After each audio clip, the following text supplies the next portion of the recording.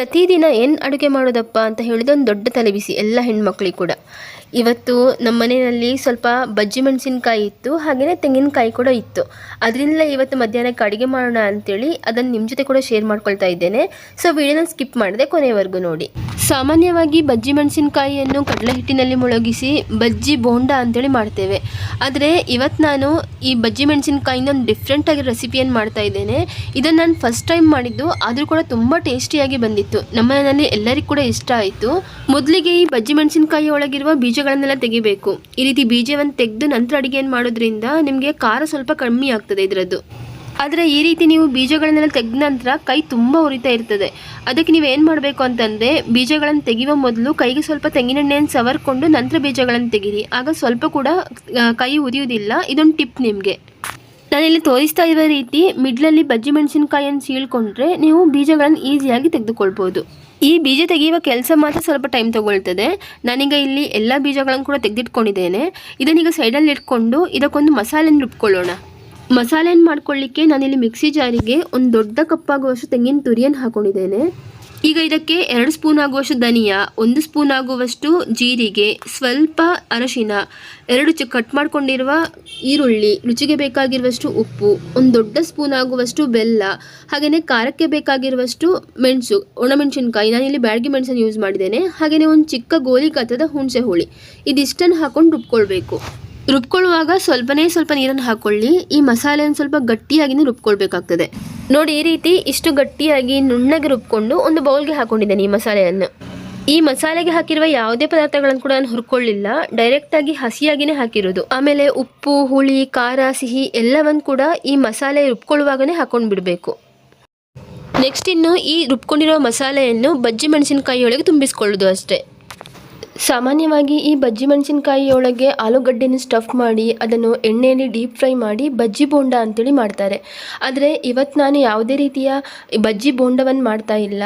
ಈ ಬದನೆಕಾಯಿಯೊಳಗೆ ಯಾವ ರೀತಿ ಮಸಾಲೆಯನ್ನು ತುಂಬಿಸಿ ಎಣ್ಣೆಗಾಯಿ ಅಂತೇಳಿ ಮಾಡ್ತೇವಲ್ವ, ಅದೇ ರೀತಿ ನಾನಿವತ್ತು ಈ ಬಜ್ಜಿ ಮೆಣಸಿನಕಾಯಿ ಎಣ್ಣೆಗಾಯಿಯನ್ನು ಮಾಡ್ತಾ ಇದ್ದೇನೆ. ನಿಮಗೆ ಈ ರೀತಿಯ ಮಸಾಲೆ ಬೇಡ ಅಂತಂದರೆ ಈ ಬದನೆಕಾಯಿ ಎಣ್ಣೆಗಾಯಿಗೆ ಯಾವ ರೀತಿ ಮಸಾಲೆಯನ್ನು ಮಾಡ್ಕೊಳ್ತೇವೆ ಅಂದರೆ ಎಳ್ಳು ಆಮೇಲೆ ಕಡಲೆಕಾಯಿನೆಲ್ಲ ಹುರಿದು ಒಂದು ರೀತಿಯ ಮಸಾಲೆಯನ್ನು ಮಾಡ್ಕೊಳ್ತೇವಲ್ವ, ಅದೇ ಮಸಾಲೆಯನ್ನು ನೀವು ಈ ಬಜ್ಜಿ ಮೆಣಸಿನಕಾಯಿ ಒಳಗೆ ಸ್ಟಫ್ ಮಾಡ್ಕೊಳ್ಬೋದು. ಈಗ ಮಸಾಲೆಯನ್ನೆಲ್ಲ ಇದರೊಳಗೆ ತುಂಬಿಸಿ ಆಯಿತು. ಇನ್ನೂ ಇಷ್ಟು ಮಸಾಲೆ ಉಳಿದಿದೆ, ಇದನ್ನು ಲಾಸ್ಟಿಗೆ ಯೂಸ್ ಮಾಡ್ಕೊಳ್ಳೋಣ. ನಂತರ ಈ ಕಡೆ ಒಂದು ಅಗಲವಾದ ಪ್ಯಾನ್ಗೆ 3-4 ಸ್ಪೂನ್ ಆಗುವಷ್ಟು ಎಣ್ಣೆಯನ್ನು ಹಾಕಿ ಅದಕ್ಕೆ ಸ್ವಲ್ಪ ಸಾಸಿವೆ ಹಾಗೆಯೇ ಕರಿಬೇವಿನ ಸೊಪ್ಪಿನ ಪುಡಿಯನ್ನು ಹಾಕಿ, ಈ ಸಾಸಿವೆ ಸ್ವಲ್ಪ ಚಟಪಟ ಅಂತೇಳಿ ಹೇಳಿದ ನಂತರ ನಾವು ರೆಡಿ ಮಾಡ್ಕೊಂಡಿರುವ ಬಜ್ಜಿ ಮೆಣಸಿನಕಾಯಿ ಇದೆಯಲ್ವ, ಅದನ್ನು ಒಂದೊಂದಾಗಿ ಈ ಎಣ್ಣೆಯಲ್ಲಿ ಹಾಕ್ಕೊಂಡು ಎಣ್ಣೆಯಲ್ಲಿ ಚೆನ್ನಾಗಿ ಫ್ರೈ ಮಾಡ್ಕೊಳ್ಬೇಕು.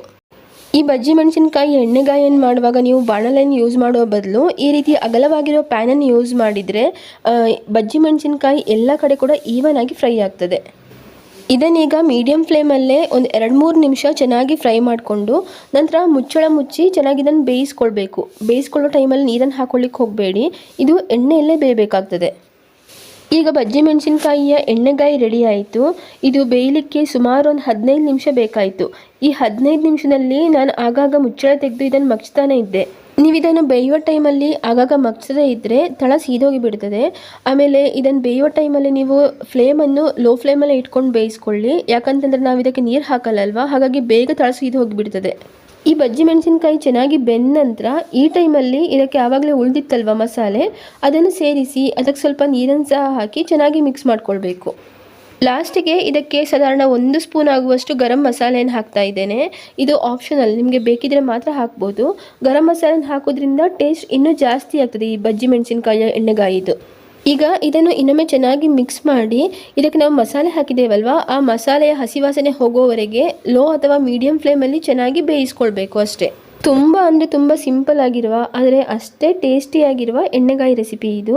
ಇದಕ್ಕೆ ಲಾಸ್ಟಿಗೆ ಸ್ವಲ್ಪ ಕೊತ್ತಂಬರಿ ಸೊಪ್ಪನ್ನು ಮೇಲೆಗಡೆಯಿಂದ ಉದುರಿಸ್ಕೊಂಡು ಚೆನ್ನಾಗಿ ಮಿಕ್ಸ್ ಮಾಡಿಕೊಂಡ್ರೆ ಬಜ್ಜಿ ಮೆಣಸಿನಕಾಯಿಯ ಎಣ್ಣೆಗಾಯಿ ರೆಡಿನೇ ಆಗಿಬಿಡ್ತದೆ. ಇದನ್ನು ನೀವು ಬಜ್ಜಿ ಮೆಣಸಿನಕಾಯಿ ಪಲ್ಯ ಅಂತಲೂ ಹೇಳ್ಬೋದು ಅಥವಾ ಎಣ್ಣೆಗಾಯಿ ಅಂತಲೂ ಹೇಳ್ಬೋದು, ಆದರೆ ರುಚಿ ಮಾತ್ರ ಅಲ್ಟಿಮೇಟ್ ಆಗಿರ್ತದೆ ಇದರದ್ದು. ಇದನ್ನು ನೀವು ಚಪಾತಿ ರೊಟ್ಟಿ ಜೊತೆ ಸರ್ವ್ ಮಾಡ್ಬೋದು, ಇಲ್ಲಾಂತಂದರೆ ಅನ್ನದ ಜೊತೆ ಕೂಡ ಸರ್ವ್ ಮಾಡ್ಬೋದು. ಸಖತ್ ಟೇಸ್ಟಿಯಾಗಿರ್ತದೆ. ನೀವು ಕೂಡ ಒಮ್ಮೆ ಟ್ರೈ ಮಾಡಿ ನೋಡಿ. ಹಾಗೆಯೇ ನೀವು ಬಜ್ಜಿ ಮೆಣಸಿನ್ಕಾಯಿಂದ ಬೇರೆ ಇನ್ಯಾವ ರೆಸಿಪಿ ಮಾಡ್ತೀರಿ ಅನ್ನೋದನ್ನು ಕೂಡ ಕಮೆಂಟ್ ಮಾಡಿ. ಹಾಗೆಯೇ ಈ ರೆಸಿಪಿ ಇಷ್ಟ ಆಗಿದ್ರೆ ಪ್ಲೀಸ್ ಒಂದು ಲೈಕ್ ಕೊಡೋದನ್ನು ಮರಿಬೇಡಿ. ಸಿಗೋಣ ಮುಂದಿನ ಒಂದು ಒಳ್ಳೆಯ ಅಡುಗೆ ಜೊತೆ. ಅಲ್ಲಿವರೆಗೆ ಧನ್ಯವಾದಗಳು.